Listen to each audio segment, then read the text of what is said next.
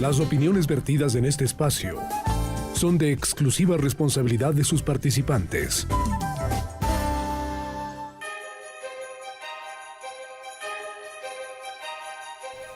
(17:41). Las circunstancias por las que atraviesa el país son extremadamente complejas. Hoy se produjo un anuncio por parte del gobierno que ha decidido reducir el subsidio de la gasolina extra y Ecopaís. La medida, según las autoridades de gobierno, no se va a aplicar a taxi y al transporte público.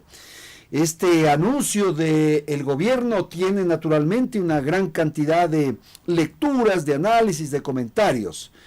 Pero la situación social, la presencia política se agita y también se vuelve tensa. Queremos entonces leer un poco lo que está ocurriendo en el Ecuador del momento a partir de estas decisiones y las implicaciones en lo social y en lo político. Y para ello hemos pedido la presencia esta tarde de dos analistas, comentaristas de temas nacionales, de temas del Ecuador. Está con nosotros Napoleón Saltos, él es profesor universitario y analista de temas sociales y políticos.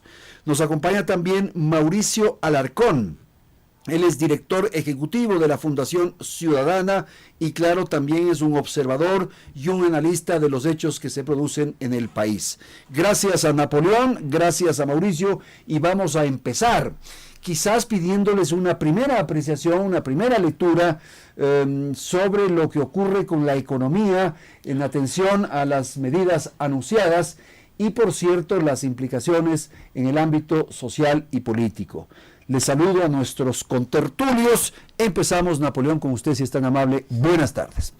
Buenas tardes, Andrés. Buenas tardes, Mauricio. Buenas tardes a todos los oyentes. A Gracias Patricio. por la invitación a Patricio. Yo diría, mi primera reacción es que no hay nada nuevo. Esto ya se podía prever.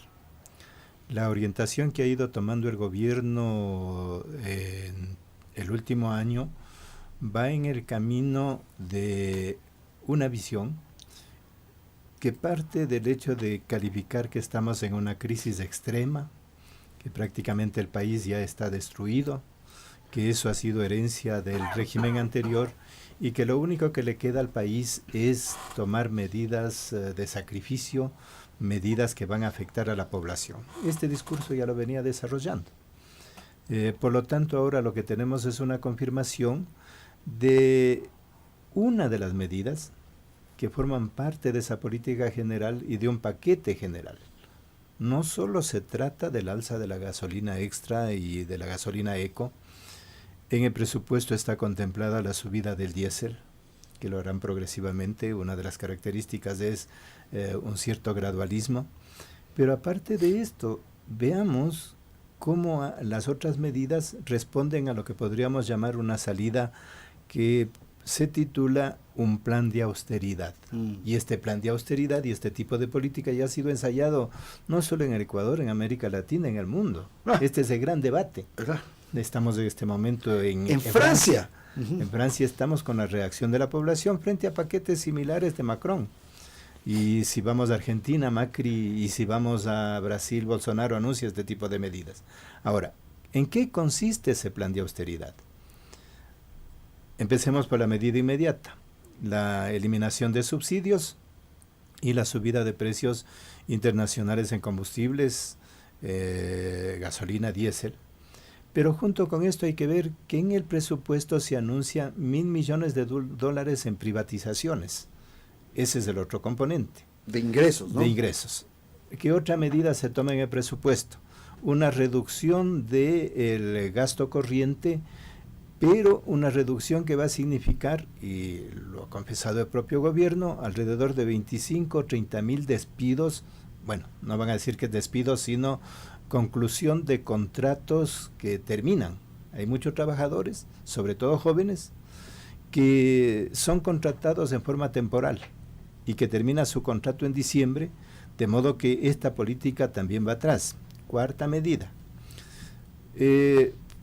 Aquí se aplica la visión sobre todo planteada por las cámaras y tanto el ministro de Economía como los otros ministros del área económica responden a esa visión, ¿Qué es lo que están planteando las cámaras? Cuarta medida, congelar los salarios. No incremento. Acompañado de una política de flexibilización laboral, es decir, reducir el costo de la mano de obra, porque esta visión marca ya un camino. Y nos plantean, y la atención que tenemos que hacerle a la población, es que claro, si nos señalan que estamos ya en una crisis final, ya un país moribundo y hay que sacrificarse, la pregunta es, ¿hay otras alternativas? ¿Hay posibilidades de que esta crisis no sea pagada por los de abajo? Yo diría, la gran fórmula que encuentran es que toman medidas, como en la ley de incentivo de la producción, de perdonar los intereses a las grandes empresas, se toman medidas de favorecer a los de arriba. El esquema es que si hay incentivos a la gran empresa nacional y extranjera, va a gotear hacia abajo. Por eso digo, no hay novedad. Este es el viejo modelo que nos conduce a un contagio de crisis. Se puede pasar de una crisis que sí existe como crisis de liquidez fiscal, es el Estado el que no tiene plata, resultado de la herencia sobre todo de la gran deuda externa que nos quedó de parte de Correa, esos 10 años en donde se dilapidó la abundancia y nos dejó endeudados. Ahora se revierte en una crisis de liquidez, pero el problema es que con estas medidas se va a contagiar al resto de la economía.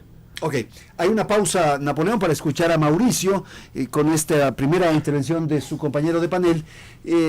Y claro, uno dice, esto es lo que tenía que ocurrir finalmente, teníamos que pagar la borrachera, eso es inevitable, pues. Buenas tardes, Buenas Andrés. tardes. Patricio, un gusto compartir este espacio con Napoleón, y creo definitivamente, aunque suene a frase trillada, que esto es crónica de una muerte anunciada. Ya se sabía el deplorable estado en el que nos dejaron los funcionarios del gobierno pasado, la economía del país, y pues esto es consecuencia de ello precisamente. Napoleón ya ha mencionado algunos puntos relacionados no solo con el endeudamiento del país, sino con la obesidad que se produjo en el Estado durante la década entre 2007 y 2017, que ha hecho que este tema se torne insostenible, una medida lamentablemente que afecta a la gran mayoría de los ecuatorianos, y que a pesar de que se diga que, por ejemplo, en el tema de la gasolina extra y Ecopaís se harán excepciones respecto de los taxis y de otro tipo de servicio de transporte público, pues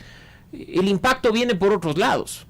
El impacto viene, aunque no querramos reconocerlo, porque definitivamente suben los combustibles y sube todo. Hay una cadena que se va generando de hechos uno tras otro que terminan haciendo que precios, por ejemplo, suban sin lugar a dudas. No es que simplemente sube el costo del combustible y punto. Así es que el efecto probablemente no se lo sienta a corto plazo, no creo que se lo sienta hasta fin de año, estamos muy cerca de terminar, sino que más bien el verdadero impacto lo vamos a ver de la mano con otras decisiones que se van a tomar los primeros días o semanas del año 2019 por parte del gobierno nacional, y que lamentablemente tendrán un impacto fuerte en la economía.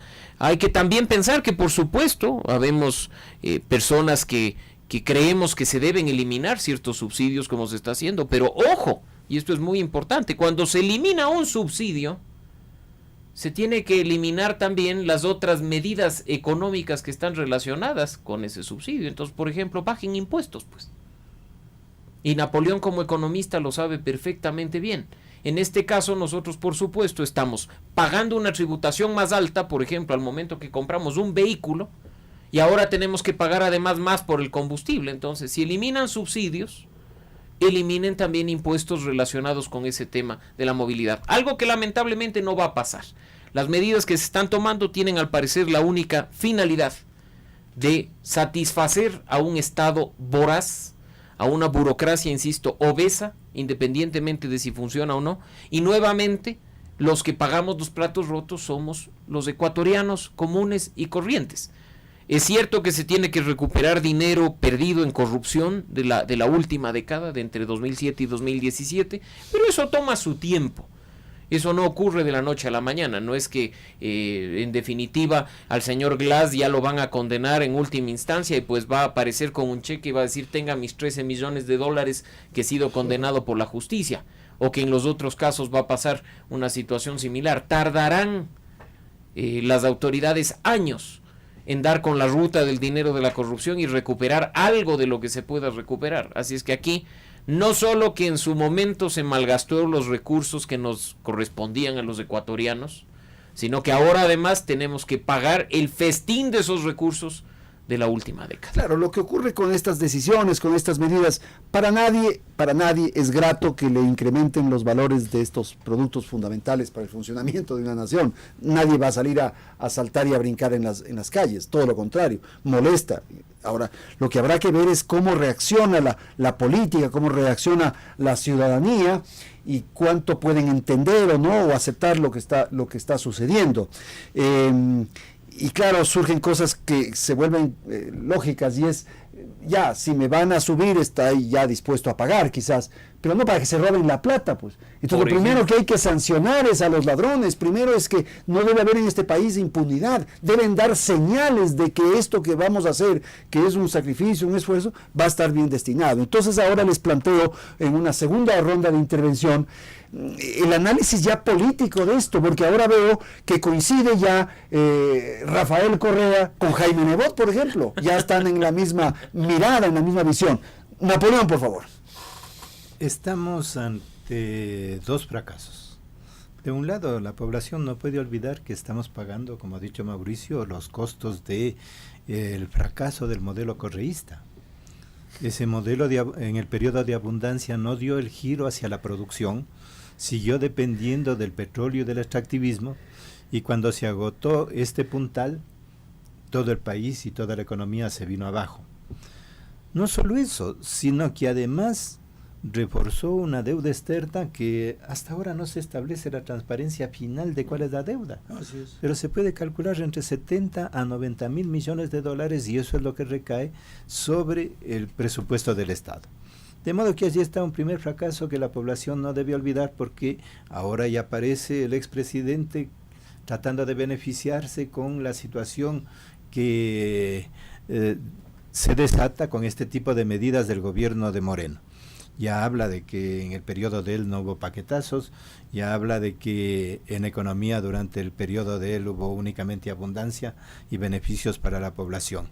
Y se olvida, aquí mencionemos casi solo ese dos eslogan de que con Lucio estábamos mejor, se repite casi exactamente con Rafael. No, ni digas una frase de esas que... Con Rafael es exactamente igual, o sea, es lo mismo. Quiere que nos olvidemos, y voy a mencionar solo dos problemas. El alcance de la corrupción. Claro. Ahí se habla de los cálculos menores que yo he leído de gente que ha hecho un estudio. Es entre 30.000 y 70.000 millones de dólares. Ese es el cálculo. Ahora nos faltan esos dineros. Primero se olvida de eso. Segundo, se olvida de que esa abundancia no permitió dar un giro hacia la producción. Los sectores beneficiados fueron sobre todo los sectores bancarios, los sectores comerciales, pero no tenemos medidas que dinamicen la producción. ¿Dónde está la gran fábrica que se construyó durante los 10 años? Y ahora La gran lo mismo. empresa no se construyó. Esa gran empresa se llama Estado, Sí. el gran empleador. Entonces ahí tenemos un problema, un primer fracaso. Pero ¿qué pasa? Ya 2 años de Lenín Moreno. Porque aquí también el gobierno actual no puede seguir únicamente con el discurso de que es responsabilidad del gobierno anterior, porque en 2 años sí hay posibilidad de un viraje. Y lo que encontramos es que ese viraje va, yo hablo de un segundo fracaso, porque este modelo, y la población no puede perder la memoria, de que este modelo fracasó. ¿Por qué llegó Correa? Porque recogió el fracaso de este modelo, del llamado modelo neoliberal, o el nombre que le demos, predominancia del mercado o plan de austeridad. Ese modelo, recordemos, fracasó 2 décadas perdidas, ahora se habla de una década perdida. Entonces estamos ante 2 modelos. ¿Cuál es el problema? Si regresamos a ese ciclo, el país va a tener no solo un sacrificio actual, el problema es que el paquetazo actual no se va a detener ahí, porque no hay una reactivación productiva. ¿Cómo logramos, desde los diversos sectores, señalar que sí hay otras posibilidades? Por ejemplo, voy a mencionar 3. Empezando por lo de la corrupción, aunque ese es un trabajo que hay que ya empezarlo. Hay casos inmediatos. Por ejemplo, ¿cómo no va a ser posible que se inicie ya el juicio respecto al caso Singue? Menciono solo uno para no hablar en general. En el caso Singue hay un perjuicio de 70 millones de dólares que ya están comprobados. La Fiscalía tiene todas las pruebas, pero no se atreven a iniciar el caso porque van a afectar a funcionarios anteriores y a funcionarios actuales.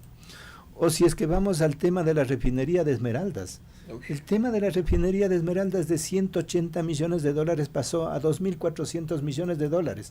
Pongo solo un ejemplo. Es que esto tiene que saber la población porque tiene que indignarse con lo que pasó. No podemos perder la memoria. En esos 2.400 millones de dólares, en el gobierno de Correa, se hizo un contrato para capacitar a 700 trabajadores de la refinería. Con el inglés, pues. Por 150 millones de dólares. Y veamos cuántos hablan inglés.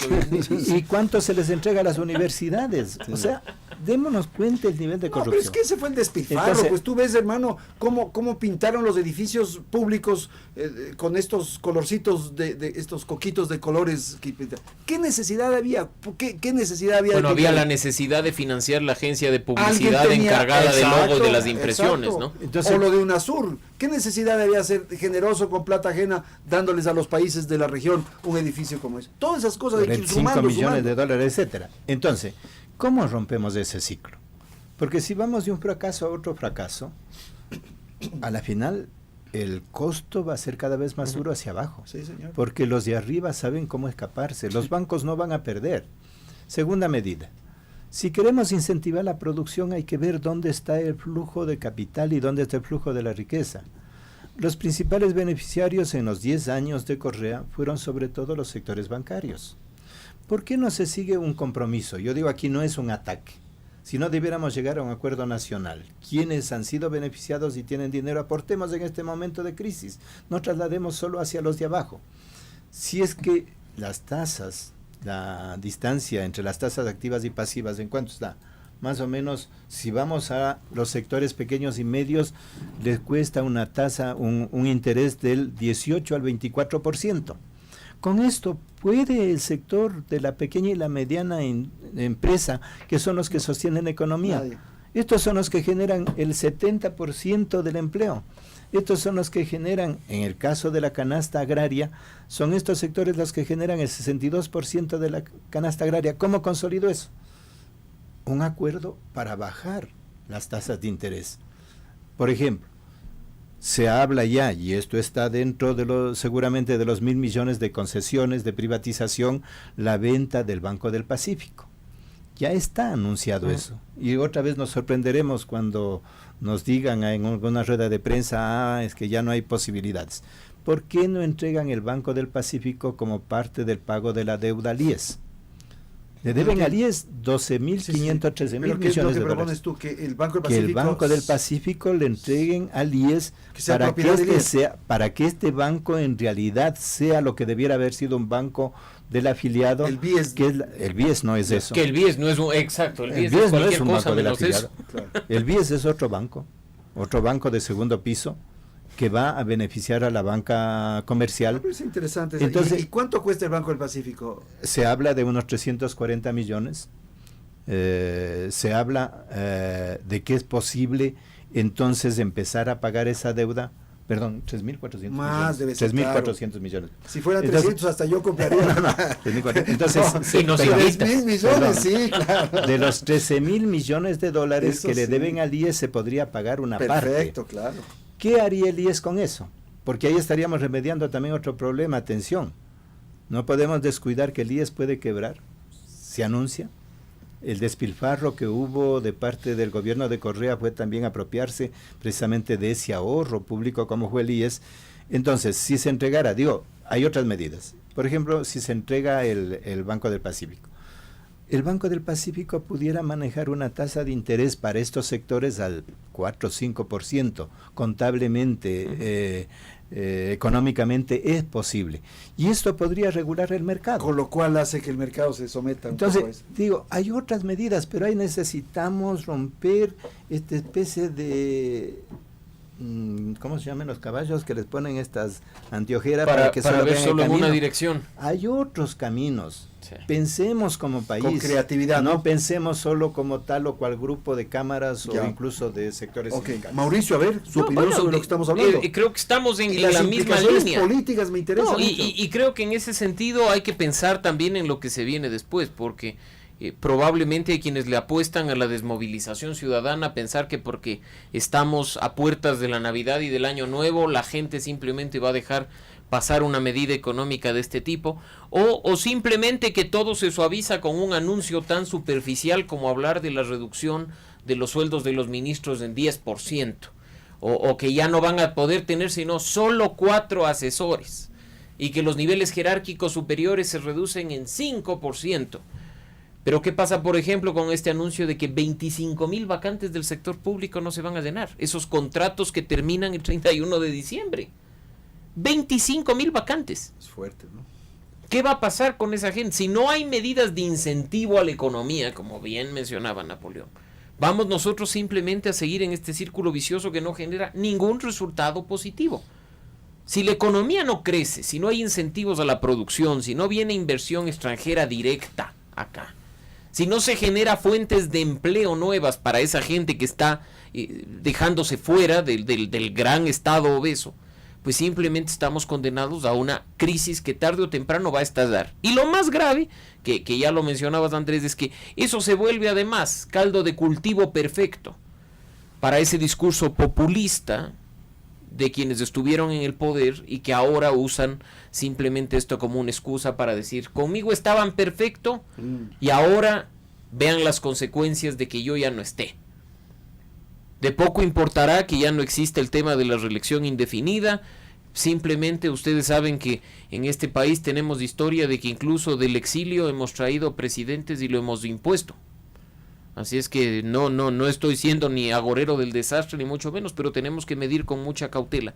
Y además, llevar adelante acciones que ya es hora de que se tomen respecto al tema del combate a la corrupción, que es el primer punto. Yo creo que es momento de que ya se dé una sacudida y se inicien, por supuesto, ciertos procesos que están, como bien decía Napoleón, esperando, no sé si el momento en que ciertos funcionarios actuales dejen de serlo, porque además ahora todos utilizan el lenguaje de que, por poco y están arrepentidos de haber pasado por el gobierno anterior, pero ahora todos son unas monjitas de la caridad, nadie hizo nada, pero es hora de empezar a remover denuncias, casos, ya claro, están ahí, Andrés. Mauricio, a mí me preocupa el tema político porque, claro, las expresiones en las calles, las protestas, en fin, quizás es parte un poco de la historia que decía Napoleón, sí, y en definitiva no habría que asustarse. Además, es un derecho de la población por expresar supuesto, su desacuerdo, su protesta. Y en este gobierno se ha demostrado que se respeta el han derecho sido a la tolerantes protesta en eso. pacífica. Totalmente. Ha habido mucho espacio. Sí.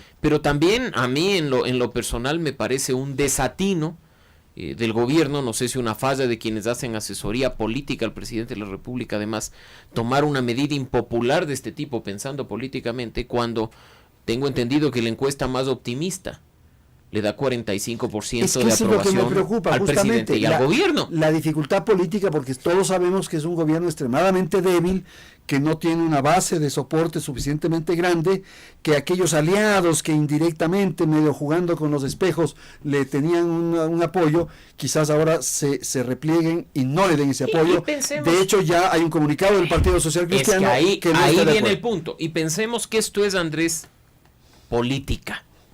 Política. Estamos a puertas de un proceso de elecciones seccionales. Ya tenemos quienes se han lanzado además por anticipado a la elección presidencial del 2021 y aprovecharán esto para capitalizar, para romper políticamente respaldos que estaban dando al gobierno, que tratarán de hacer suyas las causas populares y nuevamente caeremos en un asunto que simplemente es política. Pero es que eso puede conducir a desestabilizar al gobierno por las condiciones tan débiles. Y en eso, en una situación como estas de transición, sería terrible. Hay sí voluntad política de funcionarios, y hay que reconocerlo, de trabajar en la línea de la reinstitucionalización, de trabajar en la línea de la lucha contra la corrupción, pero ya es hora de que otras acciones dejen de ser discursos, porque no se solucionan los grandes problemas del país con lindos discursos. No se solucionan los grandes problemas del país con comunicados y ruedas de prensa. Es necesario acciones. Y algunas de esas, y esto también es importante tenerlo en cuenta, pasan por la Asamblea Nacional. Una asamblea fraccionada en la que el gobierno nacional no tiene mayoría y que, como hemos visto a los tiempos además, ha habido dificultades hasta para la aprobación de la proforma presupuestaria. Después de los anuncios, el día de hoy, que además, y creo que así se han dado las cosas, se ven forzados a hacerlo, después de que el día de ayer un asambleísta del grupo de los correístas hace la denuncia de que se detecta un cambio en el precio de los combustibles en el presupuesto general del 2019, las consecuencias son obvias y las estamos viendo. Entonces, ¿qué va a pasar? Un presupuesto que tiene que ser aprobado, veamos cuál es el desenlace en la Asamblea, otras acciones de reformas legales quizá en materia económica, no sé si incentivos tributarios o reformas tributarias como tal, que tienen que también pasar por la Asamblea, cuando en este momento, como bien señalas, hay un comunicado en el que ya se produce una suerte de ruptura entre apoyos que hasta hace semana y media con la elección del vicepresidente fueron notorios y evidentes a la propuesta del presidente de la República. ¿Cómo ir un poco más allá de esta especie de callejón sin salida? Miremos más allá incluso del país. ¿Qué está sucediendo a nivel mundial? En Europa ya hay un agotamiento de este modelo de medidas. Mencionábamos lo de Francia, pero las explosiones están invadiendo el conjunto de Europa. Y habría que mirar más cerca el caso de México, con López Obrador. Después de 40 años de este tipo de política, ¿qué es lo que plantea? Una ofensiva de una recuperación productiva del país, tanto a través de la empresa, pequeña, mediana, incluso la grande, yo no me opongo a eso siempre que sea productiva, en combinación con el Estado. Por ejemplo, en el área petrolera. Aquí uno de los mayores fracasos de la política de Correa fue en el área petrolera. Uno de los mayores fracasos es no haber dado pasos, por lo menos para que haya una satisfacción del consumo interno y tengamos que seguir dependiendo de la importación, y entonces ahí viene el problema de los subsidios. Si hubiéramos resuelto el problema de las refinerías, a lo mejor en este momento ya el problema de los subsidios pasaba a otro terreno. Así es. ¿Qué está haciendo? Solo menciono, digo, porque hay que verlo más allá, porque si no vamos a terminar angustiados y en Navidad no es bueno. Estamos angustiados, claro que estamos en Navidad terminamos. Este rato empezamos a angustiarnos, Napoleón. Empezamos cómo darle una salida, ¿no es cierto?, para ese viraje. Yo insisto en esto, no es una medida parcial, forma parte de una visión y hay que batallar por cambiar esa visión, por esa visión que en estos 2 años ha significado en la práctica un cogobierno entre Moreno y Nebot, que a último rato trate de desembarcarse. Eso es otra cosa por razones de manejo politiquero, no político, de manejo por las elecciones próximas. Claro, no va a querer aceptar los costos de esa política que han venido impulsando. Este es un programa que han venido anunciando y que de otros lados se lo ha criticado porque ya se ha ensayado, ya se ha constatado el fracaso. Yo insisto en este punto que tiene que ver la población. Ahora, ¿de dónde sale una alternativa? Yo creo que va a ser difícil, y ahí sí va un poco mi pesimismo, que salga de las propias instancias del Estado. El Ejecutivo está agotado. El Legislativo no da pie con bola, tiene acciones completamente erráticas. O sea, solo perdón, justicia, para que te rías, Napoleón, lo desacertado que esté el legislativo. El día de hoy se ingresa en la Asamblea Nacional, para que vean la calidad del trabajo legislativo. Un proyecto de ley que regula el respeto a la jerarquía normativa. Están preocupados de cualquier otra cosa. Claro. La estructura de justicia no ha sido modificada. Entonces, ¿de dónde puede venir? Yo creo que es un momento nuevamente de irrupción desde abajo, desde la sociedad. ¿Desde dónde? Desde la opinión pública, para romper este juego de espejos, desde los sectores sociales. Desgraciadamente, allí puede haber únicamente una actitud reactiva. Sí, de movilizaciones que se justifican, pero no una actitud propositiva de medidas que es posible empezar a desarrollarlas. Algunos resultados no se van a ver en inmediato, pero lo que tenemos que parar, lo que tenemos que romper es este círculo vicioso. Y eso requiere alta voluntad y requiere también una conciencia del momento que está viviendo el país.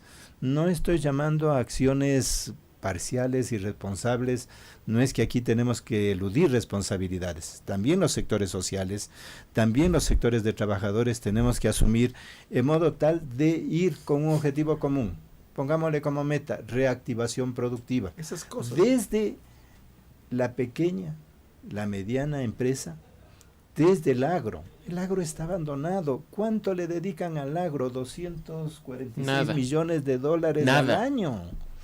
Está botado el agro. Está botado. O sea, no hay una atención, no hay visión de lo que es el país. Esta ceguera especial, me viene a la memoria la novela de Saramago de otra forma, pero es otro tipo de ceguera. Habría que romper esa ceguera y desarrollar un compromiso, llamar ahí sí a un gran acuerdo nacional que permita restablecer esas fuerzas, esas dinámicas que pueden dar un viraje a la situación Pero del yo país. creo que hasta eso está agotado, Napoleón, porque el diálogo, que fue una propuesta de gestión de gobierno que me pareció en un momento dado atractiva, cautivante, ya este momento se agotó. Desde otros sectores, desde abajo, ahí tendrían que jugarse, no en el plano en que están, por ejemplo, la opinión pública, las universidades. Claro que a veces uno dice, todos los sectores estamos contaminados, y no eludo el hecho de que estamos también nosotros metidos en esa crisis.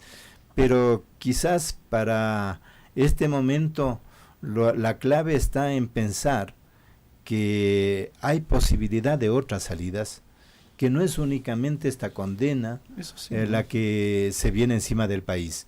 Y habría que las movilizaciones darle ese carácter, no únicamente un carácter reactivo, sino un carácter propositivo, programático, un carácter en donde desde allí salga exigencias concretas al Ejecutivo, al Legislativo, para este viraje que requiere el Ecuador. No, esto es más o menos como cuando uno infla una de esas pelotas y se le abre un hueco, tapa con un dedo y la presión del aire hace que se abra otro y que se abra otro y que se abra otro. Estas medidas parche no solucionan nada. ¿Pero qué quieres? ¿Más duro las medidas? No más fuerte. duro, no, por el contrario, lo que se requiere es algo integral, insisto, no se puede pensar en medidas aisladas.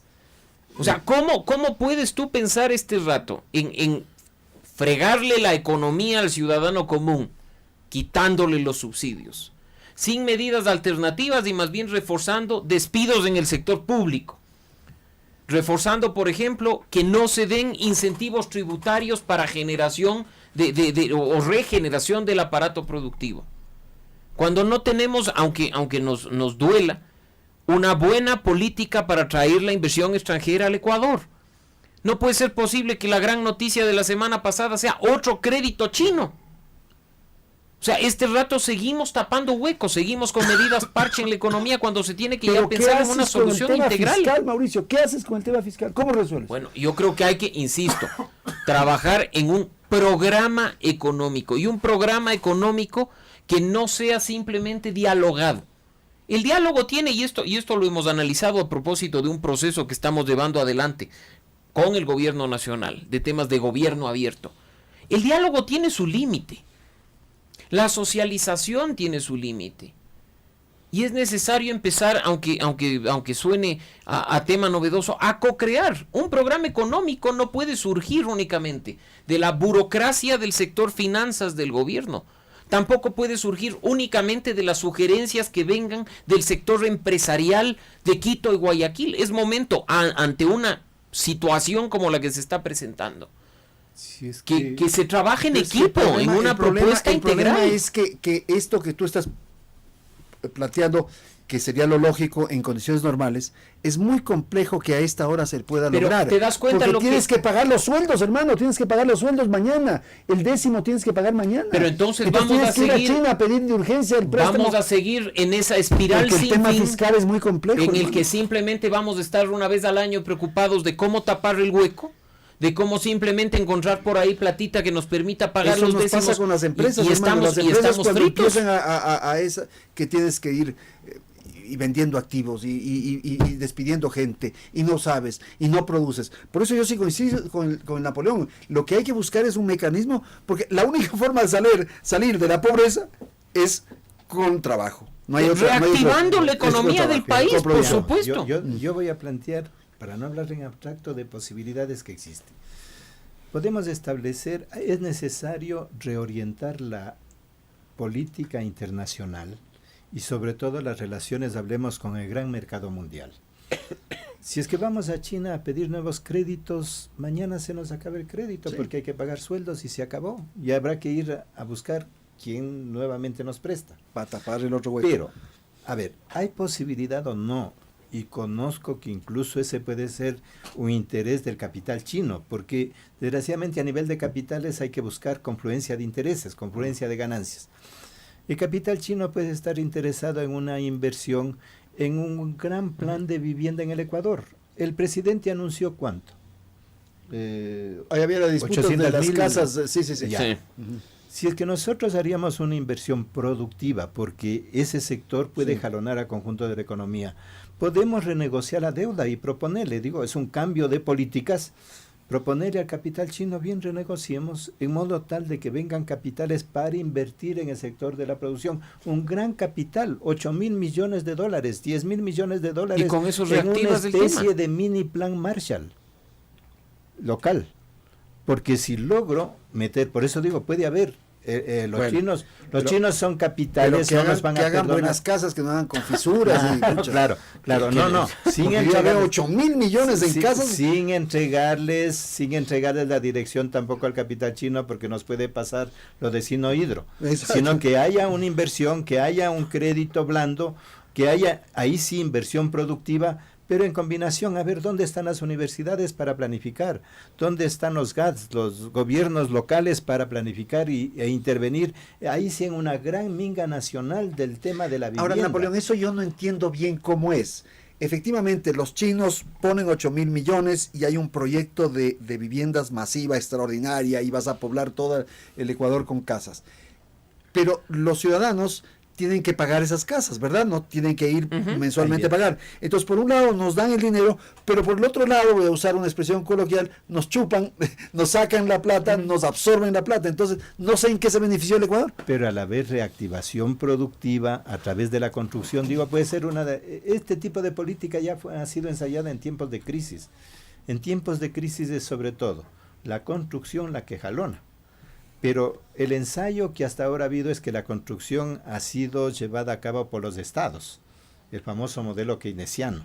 En cambio, si logramos una línea en donde intervenga el Estado, pero pase la iniciativa a los sectores empresariales, entonces podemos tener una dinámica de reactivación productiva. Pero nos están sacando, después de un tiempito, nos están chupando, como digo, estos 8.000 millones y más. Pero ese capital ya dentro del país empezó a moverse, porque para construir casa yo tengo que comprar cemento, comprar ladrillos, comprar techos, y ahí empiezas a reactivar tú en un ciclo económico. Todo lo que es industria local, por ejemplo, en este caso puntual. Al final obviamente regresa, porque no estás regalando las casas, ni se espera un asunto, pero la inyección de ese capital al sector productivo genera un dinamismo que además, obviamente, si tengo que construir 1.000 casas, necesito cemento para esas 1.000 casas. Y si la cementera no está en capacidad de producir para esas 1.000 casas, contrata personal para hacerlo. Y vas generando fuentes de trabajo que a la larga terminan en esta reactivación de un ciclo económico que puede generar resultados positivos. Y eso que en este caso Napoleón está topando un sector económico específico que, como bien dice, históricamente ha jalado buenos resultados, pero lo mismo puede ocurrir con otros tantos sectores que lamentablemente en este país o se van reduciendo o simplemente se quedan dormidos, no hay crecimiento. No hay, incluso como bien decías tú, están generando este rato desde el sector privado pérdidas, despidos, con un adicional que creo que hay que tener muy en cuenta.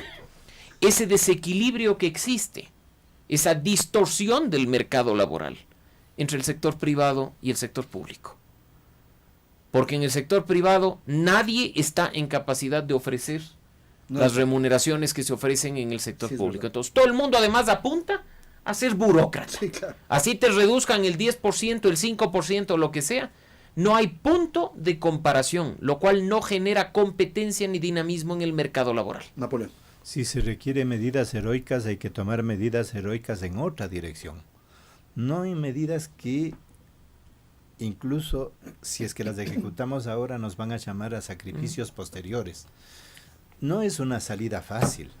Realmente los problemas que tenemos en el país a nivel económico y político, porque tenemos un gobierno débil, porque tenemos una falta de liderazgo político, porque tenemos un manejo de la política que es el oportunismo político, no la responsabilidad política. Entonces, en este momento, sí, la clave es cómo damos un viraje. Eso que se ofreció, un gobierno de transición, pongámoslo a prueba. Un gobierno de transición implica entonces aceptar que los caminos que hemos ensayado no han dado resultados. Puede haber medidas heroicas, puede haber medidas muy altas, medidas que rompan los esquemas, que rompa esa visión del sentido común que nos han ido creando. En cualquier campo podemos encontrar alternativas. Creativas. Audaces. Voy a poner otro ejemplo. Ahora se sube precio de la gasolina eco. Ese problema del ecocombustible, es decir, se le introduce ahí el etanol, se le introduce etanol. ¿Por qué es que ahora tienen que subir? Porque mucho de ese etanol vuelve a tener que importarse. ¿Por qué no se organiza un plan en donde ese 10% que se le añade a la gasolina sea un acuerdo con la pequeña y la mediana producción a través de cuotas e intervengan los municipios?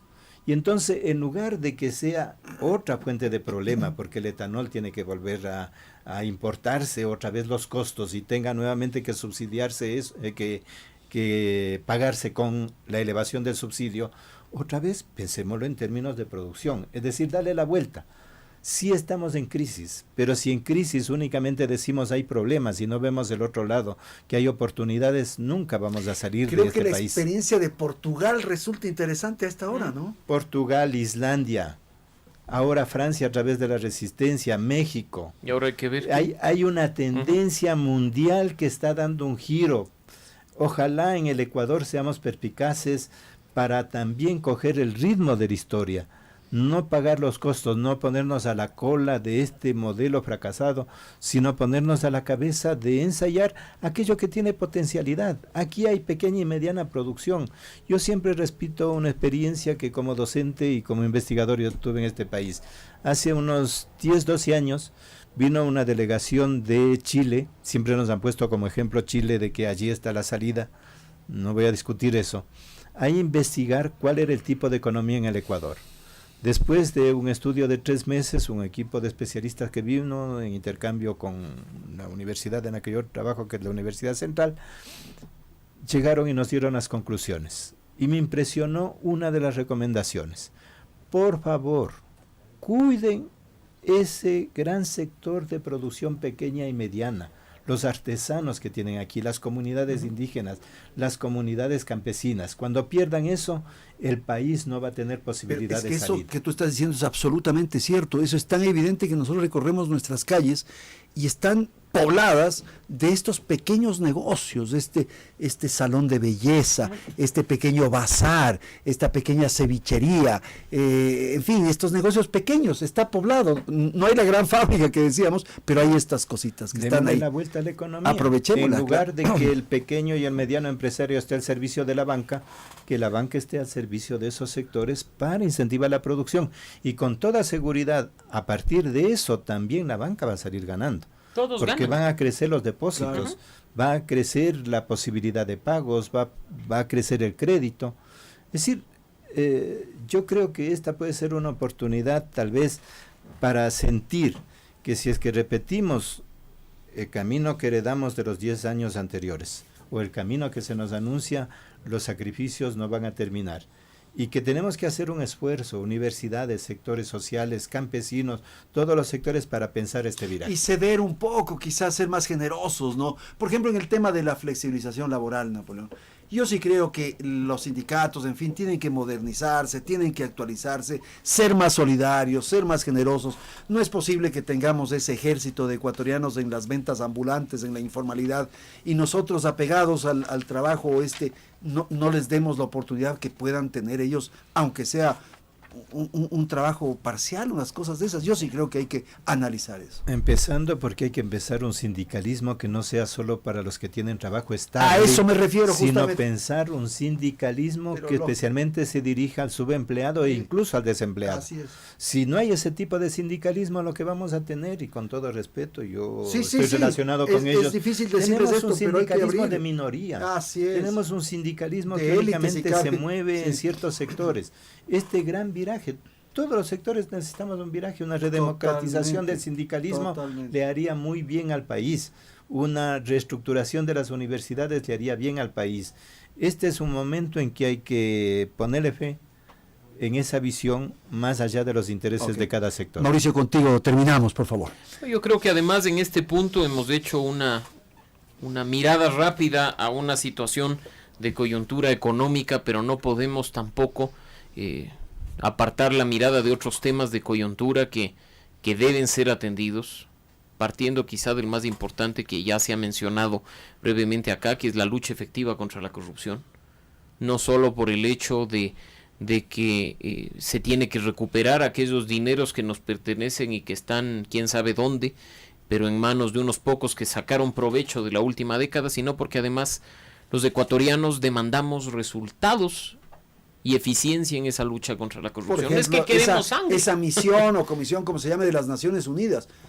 Por Dios, En ya otros países lo que está haciendo en por Guatemala. ejemplo, pero para eso se necesita de voluntad política, o como bien decía Napoleón al iniciar este panel, que haya en la Fiscalía voluntad política para llevar adelante los procesos que se requieran en Es este que no hay tema. voluntad, traiga a los señores de las Naciones Unidas. No perdamos de vista A también no ser que alguien tenga también preocupación y tenga fantasmas atrás. que por ahí haya más que Cucos. fantasmas, rabos de paja. Esto.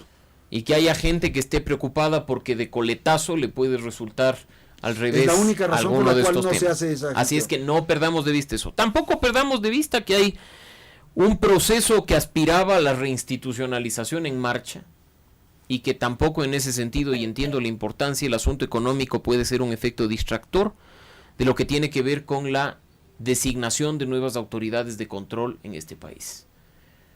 Ha iniciado formalmente el día de hoy con la constitución y posesión de una comisión técnica el proceso para la nueva o nuevo fiscal general.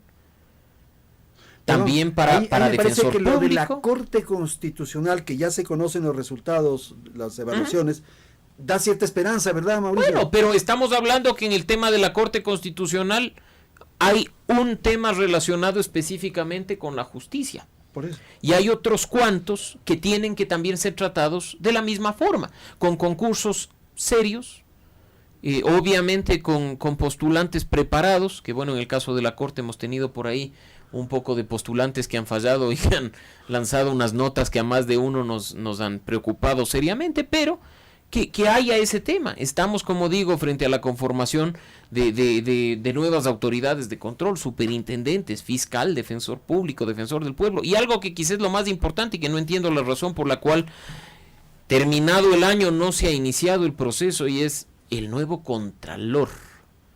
No sé si estamos muy cómodos con el contralor subrogante, Napoleón, pero ya ese contralor, hacemos los locos, ¿no? ese proceso tenía que haber iniciado hace rato. Así es que ahí también echemos ojo al tema. Y como digo, son todos estos asuntos de coyuntura, sin descuidar un adicional, insisto, y es poner ojo en la Asamblea Nacional. La Asamblea sí ya ha llegado a un acuerdo mayoritario para designar a un nuevo vicepresidente, que algo que ocurrió, como saben ustedes, días atrás, pero los retos que se vienen en materia legislativa son enormes. La reinstitucionalización del país, la lucha contra la corrupción también pasa, aunque no lo crean, por reformas normativas. Naturalmente. Y para ello se requiere un trabajo serio de los representantes de los ecuatorianos. No gente que esté inmersa en los casos de los diezmos, no gente que ahora abandona a la Asamblea Nacional para correr por las elecciones locales, no sabemos ni siquiera hasta el momento cuántos son y cuáles son los que se van. Y pues ojalá no solo sea un asunto de mejorar, entre comillas, la producción legislativa, sino mejorar la calidad Ok. de las leyes. Gracias. que apruebe la Napoleón, Asamblea. cortito, que estoy sobre el tiempo. Sí, yo creo que hay que combinar la economía con la política y hoy tenemos una oportunidad. Estamos a las puertas de elecciones de gobiernos seccionales. ¿Cómo la ciudadanía tiene la responsabilidad de elegir, por lo menos al menos malo, Sí. llamémosle, de elegir para que haya virajes en cada una de las ciudades? Pero eso también es frustrante, Napoleón, ¿no? Porque tú ves esta cantidad de gente que está vinculada a la farándula, al espectáculo, a estas cosas. Nombres y falta de programas. Uno dice, qué pena. Señores, feliz Navidad. Que tengan unas lindas fiestas. ¿Ah? Muchas gracias, igualmente para ustedes. Gracias a ustedes. Ha sido Napoleón Saltos y Mauricio Alarcón en la cabina central de Radio Quito y Platinum para analizar lo que ocurre en el país de hoy día, en el país del momento, a partir del anuncio de esta reducción del subsidio en los combustibles, particularmente gasolinas extra y Ecopaís, y todo lo que ha ocurrido alrededor de las circunstancias tan complejas por las que estamos atravesando. Gracias por atender esta entrevista, atender esta entrevista, atender esta entrevista, atender esta entrevista, atender esta entrevista, atender esta entrevista.